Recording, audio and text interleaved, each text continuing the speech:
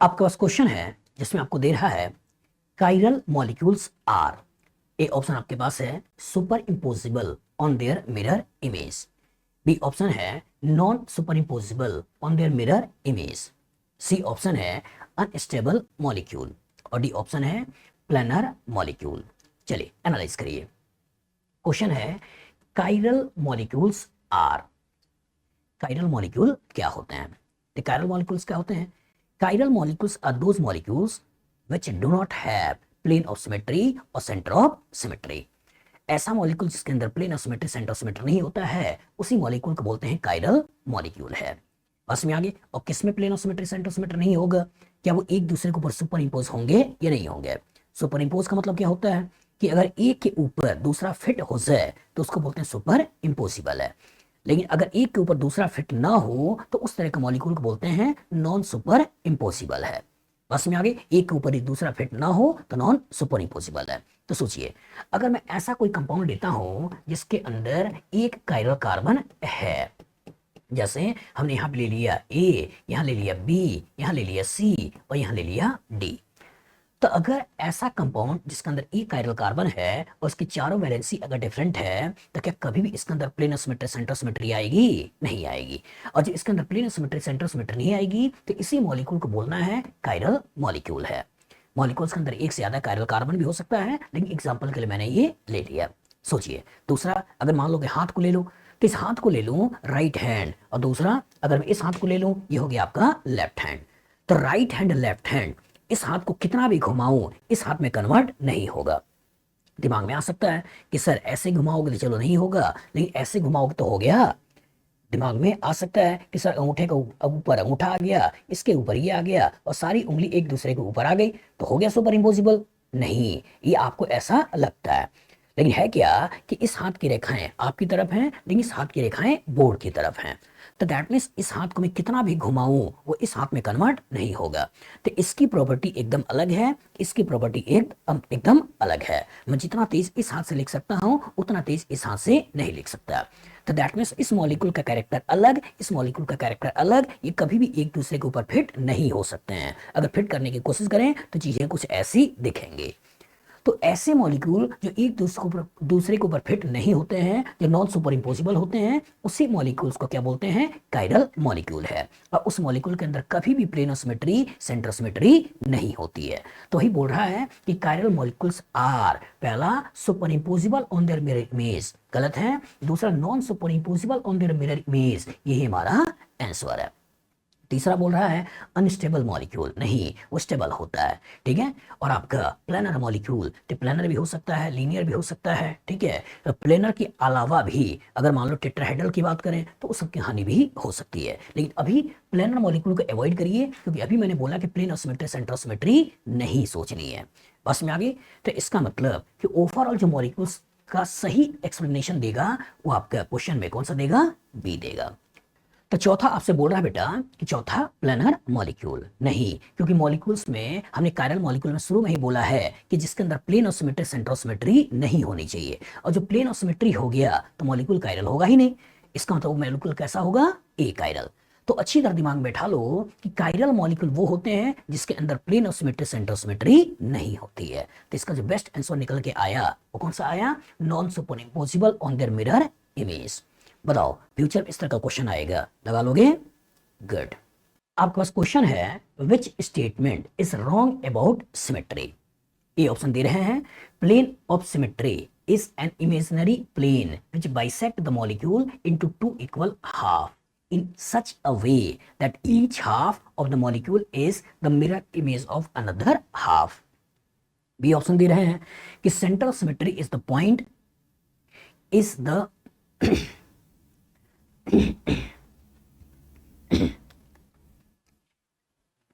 B option आपको दे रहे हैं कि centre of symmetry is the point in a molecule through which if a straight line is drawn from any part of the molecule, this line encounters identical group at equal distance in opposite direction. C option दे रहे हैं a molecule does not possess any element of symmetry is called as asymmetric molecule. और चौथा कह रहे हैं a molecule which does not possess any element of symmetry is called as symmetrical molecule. चलिए question पे आते हैं। तो क्वेश्चन क्या है, which statement is wrong wrong about symmetry. Analyse करिए, डेफिनेशन वाइज ये पॉइंट्स हमने यहां पर बनाया है, तो ध्यान से देखिएगा। Plane of symmetry is an imaginary plane which bisect the molecule into two equal half in such a way that each half of the molecule is a mirror image of another half। Analyse करो, सोचो, अगर हमने यहाँ पर cyclobutane ऐसे बना दिया और यहाँ हमने एक इमेजिनरी प्लेन ले लिया, सोचो क्या इधर का पार्ट सेम नहीं है। तो यही तो प्लेन ऑफ सिमेट्री का डेफिनेशन है कि any hypothetical plane which bisect the molecule into two equal half are called as molecules have plane of symmetry. यही तो है। तो वही डेफिनेशन का पॉइंट ऑफ व्यू बोल भी रहा है कि plane of symmetry is an imaginary plane which bisect the molecule into two equal half in such a way that each half of the molecule is the mirror image of another half. That means ये statement सही है। दूसरा क्या है, centre of symmetry. अब centre of symmetry के बारे में बोल रहा है कि पूरे मॉलिक्यूल में कोई एक ऐसा सेंटर जिससे इक्वल डिस्टेंस पर अपोजिट डायरेक्शन में जाने पे सेम हमें वही चीज मिल जाए। अगर ऐसा मिल जाता है तो मॉलिक्यूल के अंदर सेंटर ऑफ सिमेट्री होगी। तो इसी को यहां पे बोल रहा है कि centre of symmetry is the point. Centre of symmetry क्या है, एक पॉइंट है। Centre of symmetry is the point in a molecule through which a straight line is drawn from any part of the molecule. This line encounters identical group at equal distance in opposite direction. मतलब अगर इस point से equal distance पर opposite direction में जाते हैं तो हमें सेम वही चीज देखने को मिलता है। और सेम अगर वही चीज देखने को मिलता है तो मॉलिक्यूल के अंदर सेंटर ऑफ सिमेट्री है। तो दैट मींस ये डेफिनेशन भी क्या है, सही है। तीसरा बोल रहा है a molecule does not possess any element of symmetry is called as asymmetric molecule. Asymmetric मतलब विदाउट सिमेट्री। तो साइंस में किसी भी वर्ड के पहले अगर ए लगा है तो इसका मतलब होता है विदाउट। इसका क्या मतलब होता है, विदाउट। जैसे बोल रहा है ए सिमेट्रिक मतलब विदाउट सिमेट्री, ए काइरल मतलब विदाउट काइरल, ए सेलुलर मतलब विदाउट सेल, ए साइक्लिक मतलब विदाउट साइकिल। तो क्वेश्चन कह रहा है कि अ molecule does not possess any element of symmetry, कोई एलिमेंट ऑफ सिमेट्री नहीं है, तो इसी मॉलिक्यूल को तो एसिमेट्रिक मॉलिक्यूल कहते हैं। दैट मींस सी मॉलिक्यूल, ये स्टेटमेंट भी सही है। लेकिन लास्ट स्टेटमेंट कह रहा है a molecule which does not possess any element of symmetry is called as symmetric molecule. तो सिमेट्रिक मॉलिक्यूल नहीं कहना है, बल्कि क्या बोलना है, एसिमेट्रिक मॉलिक्यूल। अगर बोल रहा है does not possess any element of symmetry मतलब कोई एलिमेंट ऑफ सिमेट्री नहीं है, तो वो कैसा होगा, एसिमेट्रिक होगा, ना कि सिमेट्रिक होगा। तो ये स्टेटमेंट हमारा गड़बड़ है। तो दैट मींस आंसर जो निकल के आया वो आंसर क्या निकल के आ गया, डी। बताओ फ्यूचर में इस तरह का क्वेश्चन आएगा, लगा लोगे, गुड। आपके पास क्वेश्चन है कि the instrument by which optical activity of any molecule is measured is called as. A option है फोटोमीटर, बी ऑप्शन है रिफ्रैक्टोमीटर, सी ऑप्शन है पोलरीमीटर और डी ऑप्शन है गैल्वेनोमीटर। सोचिए किस इंस्ट्रूमेंट के द्वारा हम किसी मॉलिक्यूल की ऑप्टिकल एक्टिविटी को मेजर करते हैं। कौन सा मैंने पढ़ाया है, आपको पढ़ा रखा है पोलरीमीटर। तो पोलरीमीटर वो इंस्ट्रूमेंट होता है जिस इंस्ट्रूमेंट के बेसिस पे किसी मॉलिक्यूल के ऑप्टिकल एक्टिविटी को मेजर करते हैं।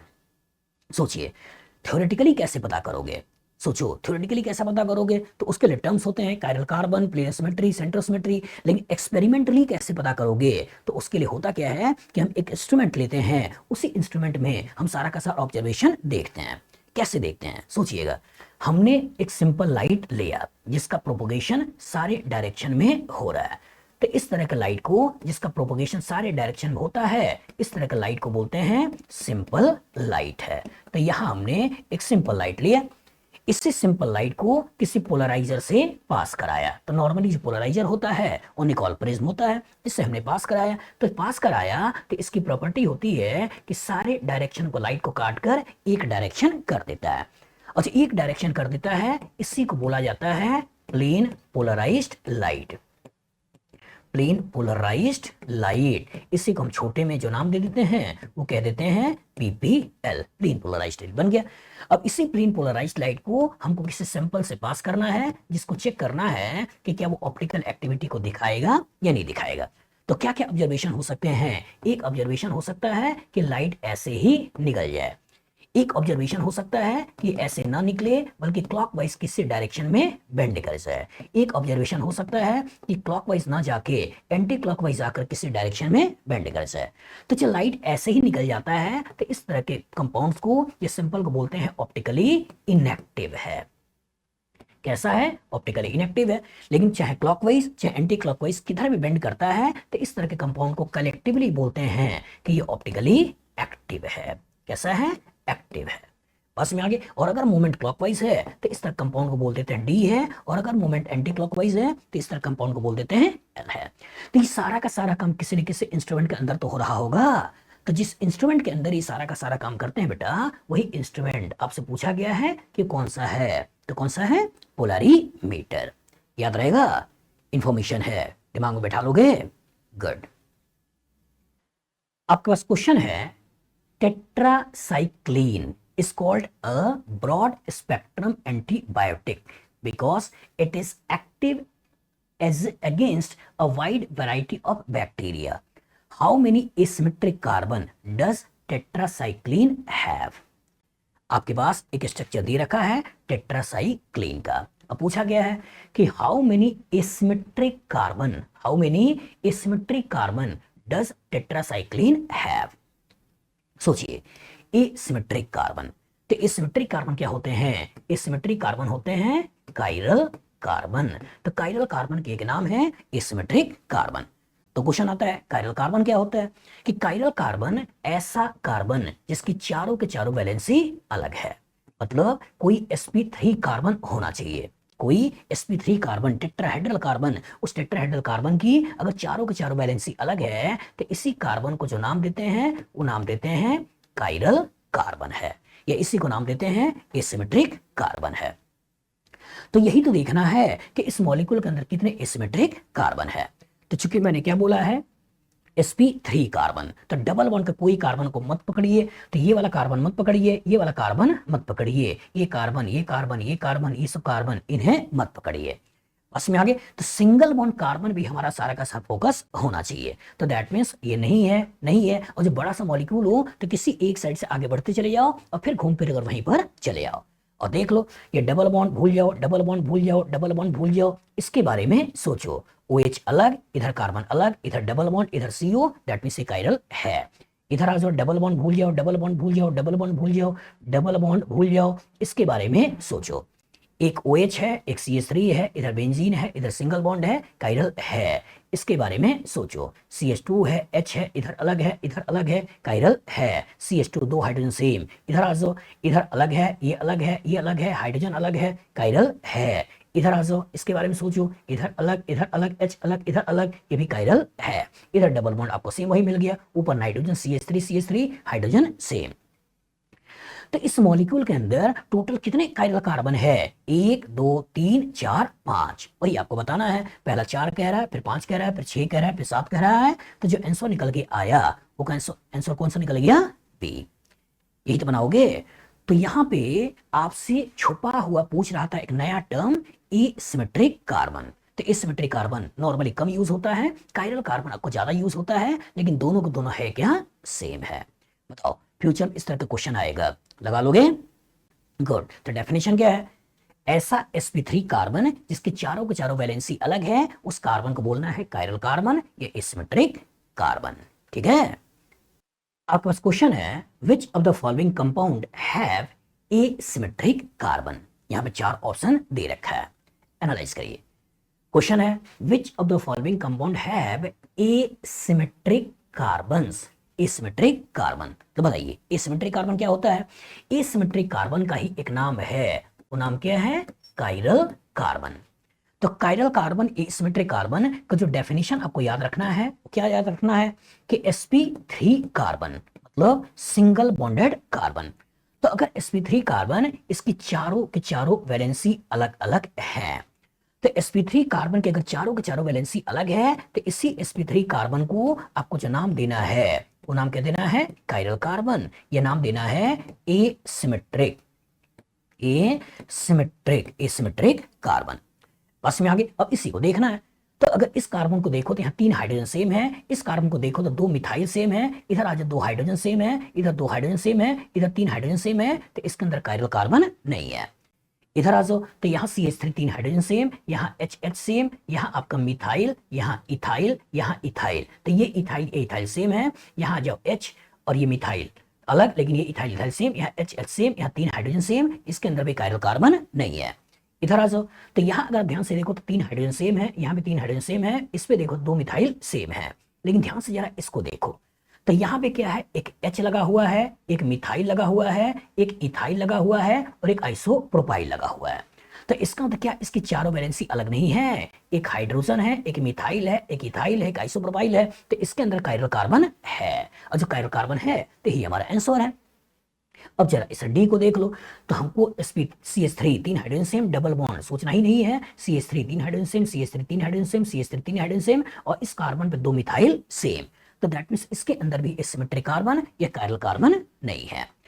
तो डेफिनेशन क्या है बेटा कायरल कार्बन की, कि sp3 कार्बन जिसकी चारों के चारों वैलेंसी अलग हो, टेट्राहेड्रल कार्बन जिसकी चारों के चारों वैलेंसी अलग हो, इसी कार्बन को हमको बोलना है कायरल कार्बन है या एसिमेट्रिक कार्बन है। अगर मॉलिक्यूल के अंदर एक ही कायरल कार्बन है तो मॉलिक्यूल के अंदर कभी भी प्लेन सिमेट्री सेंटर सिमेट्री नहीं होता है। जब उसके अंदर प्लेन सिमेट्री सेंटर सिमेट्री नहीं होता है तो उस मॉलिक्यूल को बोलते हैं कायरल मॉलिक्यूल है, और वो मॉलिक्यूल ऑप्टिकली एक्टिव होता है। याद रहेगा, बना लोगे, गुड। आपके पास क्वेश्चन है, Mevacor is used clinically to lower serum cholesterol level, how many chiral carbon is present in Mevacor. आपके पास एक स्ट्रक्चर है मेरा कॉर का, और इसके अंदर पूछा गया है Mevacor is used clinically to lower serum cholesterol level, how many chiral carbon is present in this molecule. तो कायरल कार्बन हमने डेफिनेशन क्या बोला है, कायरल कार्बन वो sp3 कार्बन को हम कहते हैं जिसकी चारों के चारों वैलेंसी अलग होती है। That means sp3 carbon whose all the 4 valencies are different are called as chiral carbon। तो इसका मतलब अगर इसी तरह के कार्बन को देखना है और चाहे छोटा मॉलिक्यूल है चाहे बड़ा मॉलिक्यूल है तो कैसे करोगे, तो बड़े मॉलिक्यूल में किसी एक किनारे को पकड़ो और आगे बढ़ते चले जाओ, बढ़ते चले जाओ, बढ़ते चले जाओ, और फिर वहीं पर चले आओ और हर कार्बन को देख लो। हमें केवल और केवल सिंगल बॉन्डेड कार्बन के ऊपर फोकस करना है, sp3 कार्बन के ऊपर फोकस करना है। डबल बॉन्ड ट्रिपल बॉन्ड वाला कार्बन कभी भी कायरल कार्बन नहीं होता है। एनालाइज करो, मान लो मैं इस थ्रू आगे बढ़ता हूं तो यहाँ CH3 3 हाइड्रोजन सेम है, इस कार्बन के बारे में सोचो तो यहाँ इधर डबल बॉन्ड है, इधर CH3 है, इधर सिंगल बॉन्ड है, इधर H है, ये कायरल कार्बन हो गया। डबल बॉन्ड पे सोचना नहीं है, डबल बॉन्ड पे सोचना नहीं है, इस कार्बन के बारे में सोचो, CH3 अलग, double bond, single bond, H अलग, यहाँ 2 हाइड्रोजन सेम। यहाँ पे आ जाओ, इस कार्बन के बारे में सोचो, इधर CH2 लेकिन आगे मिथाइल, इधर CH आगे अलग, इधर ऑक्सीजन, ये भी कायरल हो गया। इधर आ जाओ, इधर आ जाओ तो यहाँ पे देखो इस कार्बन के बारे में सोचो, इधर का पार्ट अलग है, इधर का पार्ट अलग है, इधर का पार्ट अलग है, H अलग है, ये भी कायरल कार्बन है। इसके बारे में सोचो, यहाँ अलग, इधर अलग, इधर अलग और H अलग, ये भी कायरल कार्बन है। इधर पहले चले जाते हैं तो इधर ऑक्सीजन डबल बॉन्ड सोचना नहीं है, इस कार्बन के बारे में सोचो, मिथाइल, इथाइल, हाइड्रोजन, ये ग्रुप अलग, कायरल हो गया। इधर 2 हाइड्रोजन सेम, इधर 3 हाइड्रोजन सेम। इधर बढ़ो, इधर 2 हाइड्रोजन सेम, यहाँ 2 हाइड्रोजन सेम, इस कार्बन के बारे में सोचो, इधर अलग, इधर अलग, इधर अलग, H अलग, कायरल कार्बन हो गया। 2 हाइड्रोजन सेम, इसके बारे में सोचो, H अलग, OH अलग, ये अलग, ये अलग, ये भी कायरल कार्बन हो गया। इधर 2 हाइड्रोजन सेम, ठीक है। तो इसका मतलब ओवरऑल इस कंपाउंड के अंदर कितने कायरल कार्बन है, 1 2 3 4 5 6 7 और 8, एक बताना है तो 8। दैट मींस हमारा आंसर कौन सा हो गया, बी। तो ए में बोल रहा है 7, बी में बोल रहा है 8, सी में बोल रहा है 9 और डी में बोल रहा है 10। तो अच्छी तरह दिमाग बैठा लेना होता है कि बड़े बड़े मॉलिक्यूल्स में कभी कभी एक आध हमसे छूट जाता है, तो इसलिए कोशिश करना है कि एक सीक्वेंस में धीरे धीरे एक सीक्वेंस में आगे बढ़िए और फिर वहीं पर पहुंच जाइए। रैंडम करोगे कभी इधर कभी इधर तो हो सकता है कोई छूट जाए, लेकिन एक सीक्वेंस में अगर चल रहे हो तो छूटने की गुंजाइश कम होती है। अगर छूटने की गुंजाइश कम होती है तो आपका आंसर प्रॉपर तरीके से लग जाता है। बताओ फ्यूचर इस तरह का क्वेश्चन आएगा, लगा लोगे, गुड। आपके पास क्वेश्चन है, which of the following possess plane of symmetry. आपके पास ये चार स्ट्रक्चर लिखा हुआ है और आपसे पूछा है which of the following possess plane of symmetry, किसमें प्लेन ऑफ सिमेट्री है। तो पहले तो डेफिनेशन पे आ जाओ कि प्लेन ऑफ सिमेट्री का बेसिक डेफिनेशन क्या है। कोई भी हाइपोथेटिकल प्लेन अगर मॉलिक्यूल को इक्वली डिवाइड कर दे तो बोलना है उस मॉलिक्यूल के अंदर प्लेन ऑफ सिमेट्री है। जैसे अगर मैं यहाँ पे साइक्लोब्यूटेन ले लूं और इसमें ऐसे बी से काट दूं, सोचो तो क्या कोई हाइपोथेटिकल प्लेन इस मॉलिक्यूल को इक्वली डिवाइड कर रहा है, नहीं कर रहा है, कर रहा है, मतलब इस मॉलिक्यूल के अंदर प्लेन ऑफ सिमेट्री है।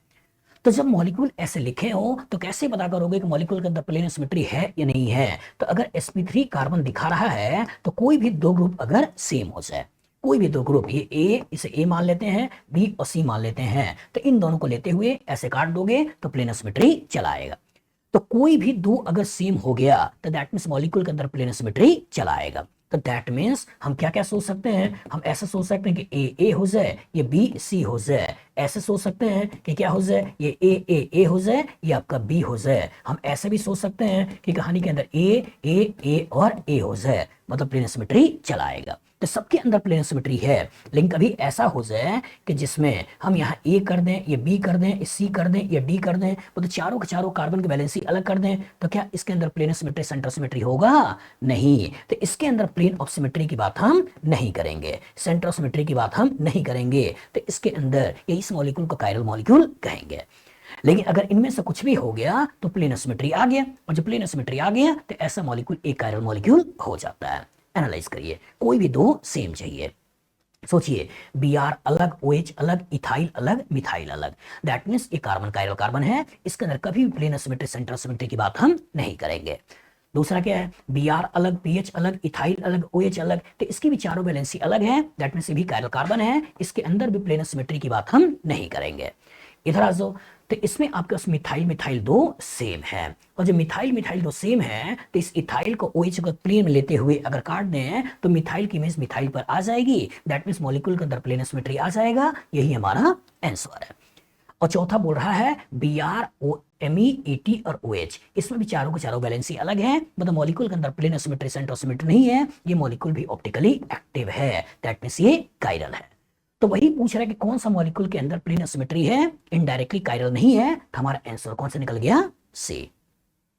तो याद रखिएगा कि अगर sp3 कार्बन के कॉरेस्पॉन्डिंग आपसे क्वेश्चन पूछा जा रहा है तो कोई भी दो ग्रुप अगर सेम हो गया, कोई भी दो ग्रुप, जैसे यहाँ पे इन्होंने मिथाइल मिथाइल ले लिया, कभी आपका इथाइल इथाइल हो जाए, Br Br हो जाए, H H हो जाए, तो कोई भी दो एटम, एक ग्रुप ऑफ एटम अगर सेम हो जाए तो मॉलिक्यूल के अंदर प्लेन ऑफ सिमेट्री चला आता है।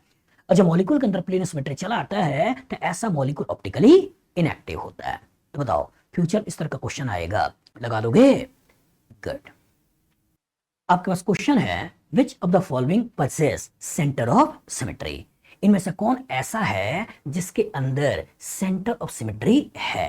और यहाँ पे चार मॉलिक्यूल लिखे हुए हैं, एक मॉलिक्यूल आपका फिशर में लिखा है, एक आपका फ्लाइंग वेज में लिखा है, एक आपका नॉर्मल, यहाँ पे नॉर्मल चीजों में रूप में लिखा हुआ है। एनालाइज करिए, which molecule possess centre of symmetry. The centre of symmetry क्या होती है, किसी भी मॉलिक्यूल के अंदर कोई एक ऐसा हाइपोथेटिकल पॉइंट, किसी भी मॉलिक्यूल के अंदर कोई एक ऐसा हाइपोथेटिकल पॉइंट जिससे इक्वल डिस्टेंस पर अपोजिट डायरेक्शन में, इक्वल डिस्टेंस पर अपोजिट डायरेक्शन में जाने पे सेम हमें वही चीज मिल जाए। और अगर इक्वल डिस्टेंस पर अपोजिट डायरेक्शन में जाने पे सेम हमें वही चीज मिल जाए तो बोलना है कि मॉलिक्यूल के अंदर सेंटर ऑफ सिमेट्री है।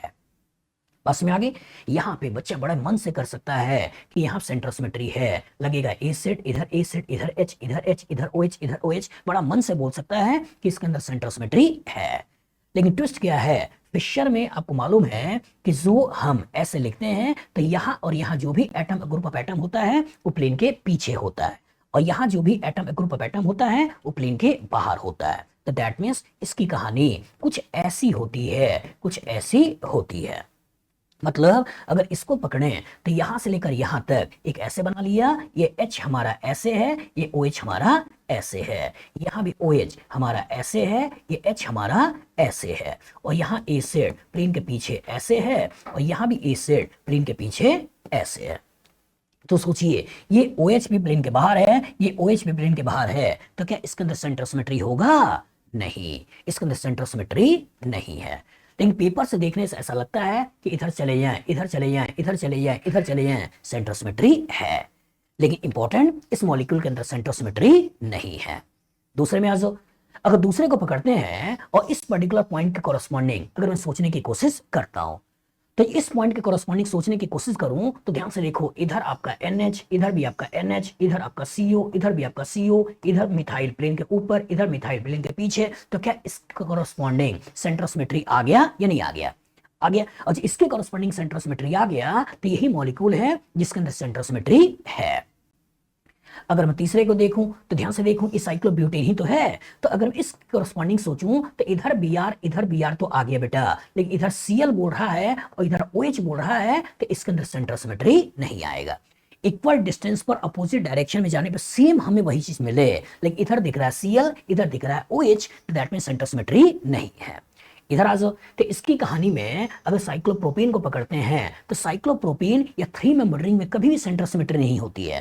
क्यों? क्योंकि 3 मेंबर रिंग अगर आपने पकड़ा और इधर से इधर चले गए तो इधर भी तो हमको वही चीज चाहिए था। इवन अगर इसको सेंटर पकड़ते हो, इधर से इधर CH2 है, इधर CH2 कभी मिल ही नहीं रहा है। तो सेंटर ऑफ सिमेट्री कभी भी ऑड नंबर ऑफ रिंग्स में नहीं मिलता है, सेंटर ऑफ सिमेट्री हमेशा इवन नंबर ऑफ रिंग्स में मिलता है। तो इसका मतलब यहां से अगर इधर जाएं तो इधर CH2 नहीं है, CH2 नहीं है तो इसके अंदर सेंटर ऑफ सिमेट्री की बात हम नहीं करेंगे। तो जिसमें सेंटर ऑफ सिमेट्री है वो हमारा आंसर क्या निकल गया? बी। बताओ, फ्यूचर में इस तरह का क्वेश्चन आएगा, लगा लोगे? गुड। आपके पास क्वेश्चन है, which of the following possess both plane of symmetry and centre of symmetry. आपके पास ये 4 मॉलिक्यूल है और आपसे पूछा है किसके अंदर बोथ, दोनों प्लेन ऑफ सिमेट्री भी और साथ साथ सेंटर ऑफ सिमेट्री भी दोनों मौजूद है। चलिए डेफिनेशन पे आते हैं। सबसे पहले प्लेन ऑफ सिमेट्री। तो प्लेन ऑफ सिमेट्री क्या है? ऐसा कोई हाइपोथेटिकल प्लेन, ऐसा कोई हाइपोथेटिकल प्लेन जो मॉलिक्यूल को इक्वली डिवाइड करते हैं, और ऐसा कोई हाइपोथेटिकल प्लेन जो मॉलिक्यूल को इक्वली डिवाइड कर दे, तो क्या बोलना है? उस मॉलिक्यूल के अंदर प्लेन ऑफ सिमेट्री है। दूसरा क्या है? Centre of symmetry. तो सेंटर ऑफ सिमेट्री का डेफिनेशन क्या है? कि कोई भी hypothetical centre in whole molecule, पूरे मॉलिक्यूल में कोई एक ऐसा हाइपोथेटिकल सेंटर जहां से इक्वल डिस्टेंस पर अपोजिट डायरेक्शन में, इक्वल डिस्टेंस पर अपोजिट डायरेक्शन में जाने पर सेम हमें वही चीज मिल जाए, तो क्या बोलना है? इसके अंदर सेंटर ऑफ सिमेट्री है। तो कोई भी हाइपोथेटिकल प्लेन अगर मॉलिक्यूल को इक्वली डिवाइड कर दे तो इसके अंदर प्लेन ऑफ सिमेट्री है, और पूरे मॉलिक्यूल में कोई कहीं भी एक ऐसा सेंटर जिसे इक्वल डिस्टेंस पर अपोजिट डायरेक्शन में, इक्वल डिस्टेंस पर अपोजिट डायरेक्शन में जाने पर सेम वही चीज मिल जाए, उसके अंदर सेंटर ऑफ सिमेट्री है। एनालाइज करिए, इसके बारे में सोचिए।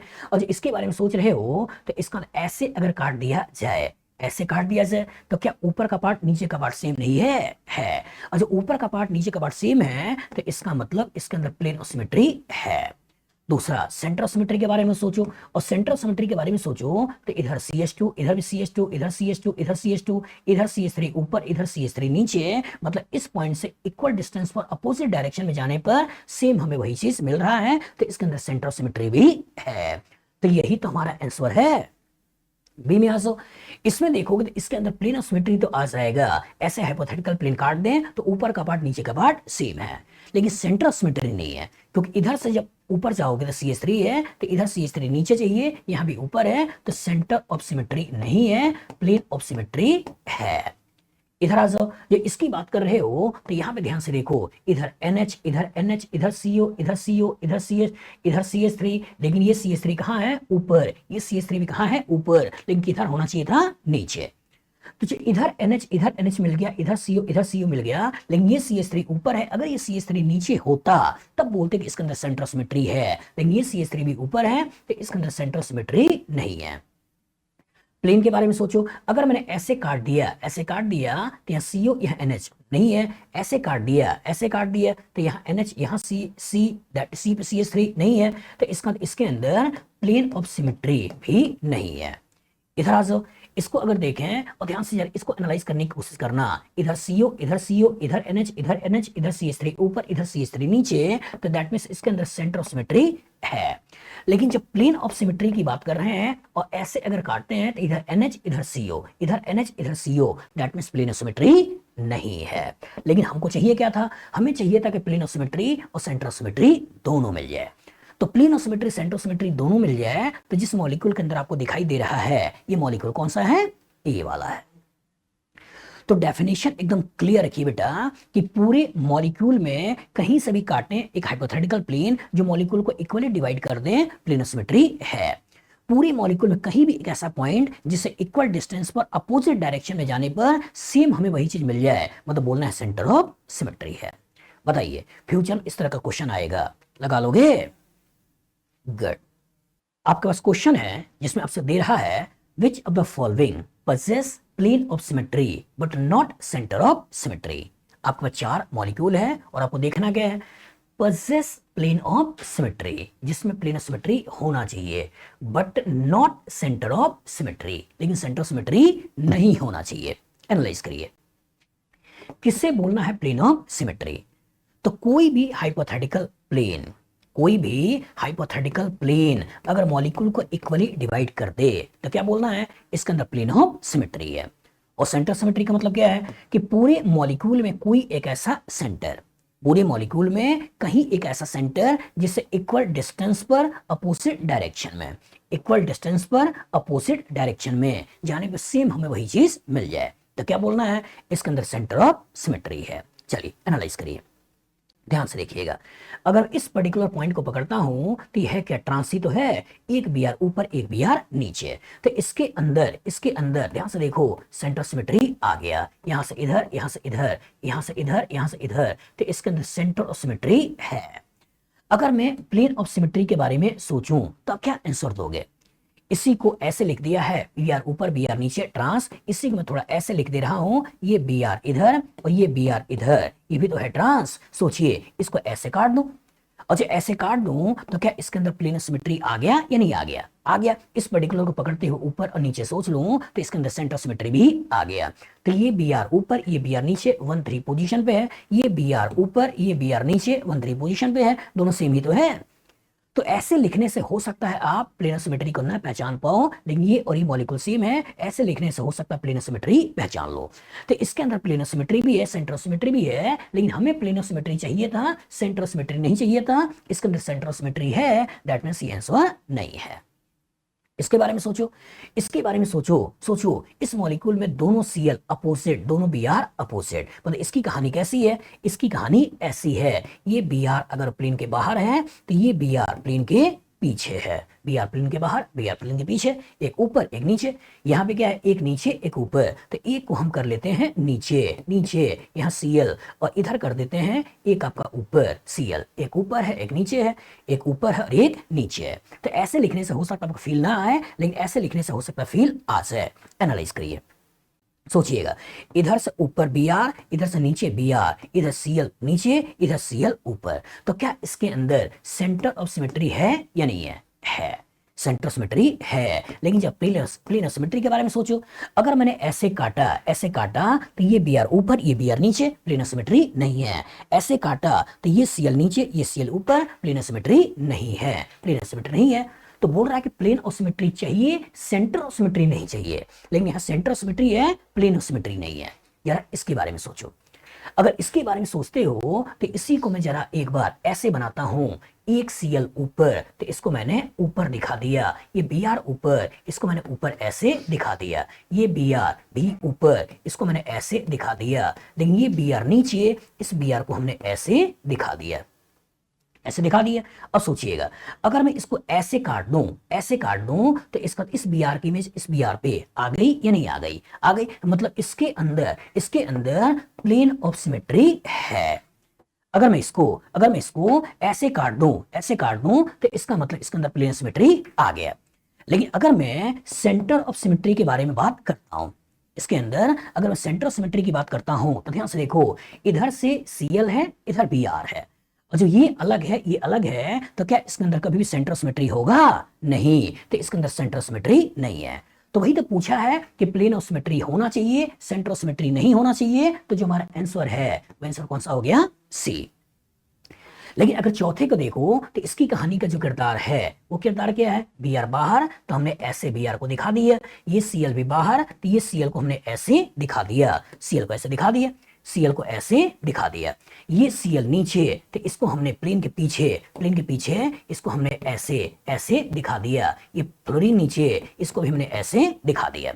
अब सोचना, अगर मैं ऐसे काटने की कोशिश करूं तो ये सीएल नीचे है, ये सीएल ऊपर है, कभी प्लेन सिमेट्री नहीं आएगा। अगर ऐसे काटने की कोशिश करूं तो इधर बी आर है, इधर एफ है, कभी प्लेन सिमेट्री नहीं आएगा, तो इसके अंदर प्लेन सिमेट्री नहीं है। सेंटर के बारे में सोचो, तो इधर बी आर है, इधर एफ है, इधर सीएल है, इधर सीएल है, तो इधर बी आर, इधर एफ, मतलब सेंटर ऑफ सिमेट्री की बात भी यहां पर नहीं करेंगे। पास में आगे, तो जिस मॉलिक्यूल के अंदर प्लेन ऑफ सिमेट्री है और सेंटर ऑफ सिमेट्री नहीं है, वो आंसर कौन सा हो गया, सी। तो बताओ फ्यूचर में इस तरह का क्वेश्चन आएगा, लगा लोगे, गुड।